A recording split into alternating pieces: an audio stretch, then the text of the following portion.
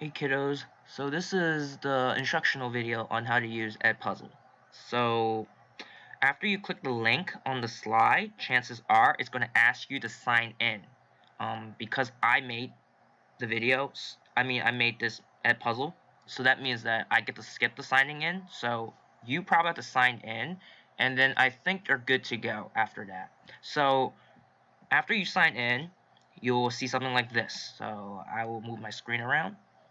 It will tell you to do the do list. There's the multiple choice questions that I placed at certain times.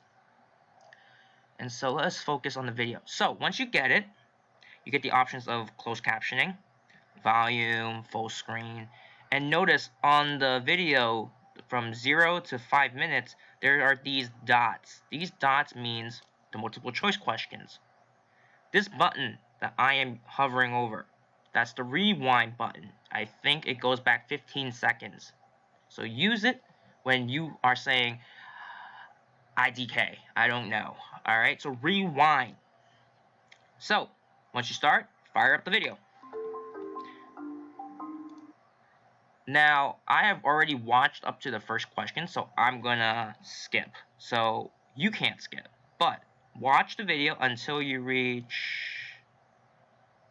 around here. So 59. So first question is at 108. So let me see if I can move a little more. All right, so let's go. Life. Why are similar-looking species sometimes located on opposite sides? And so right there, the video stopped because, let me move the camera.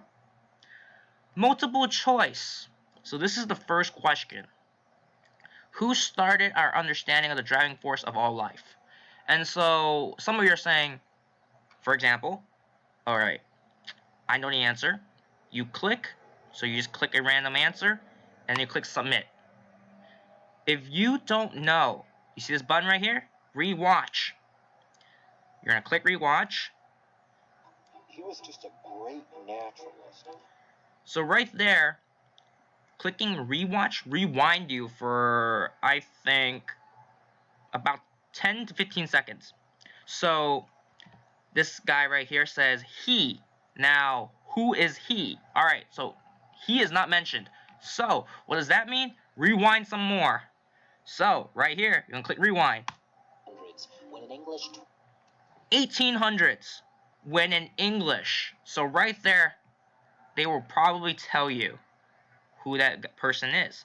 So, one rewind might not be enough. So, you might need to do 2 rewinds. So, this is my help for you. I placed the questions at a very convenient location on the video. If you know it, answer the question. Carry on. If you don't know the question, hit the rewatch button and the rewind. Maybe rewind 30 seconds. I think 30 seconds should be enough. And then just watch the little segment again and then answer the question. Remember, you only have, I only allow 1 submission. So if you answer the question wrong, you cannot go back. So take your time. And so, this is the instructions for Edpuzzle. Good luck.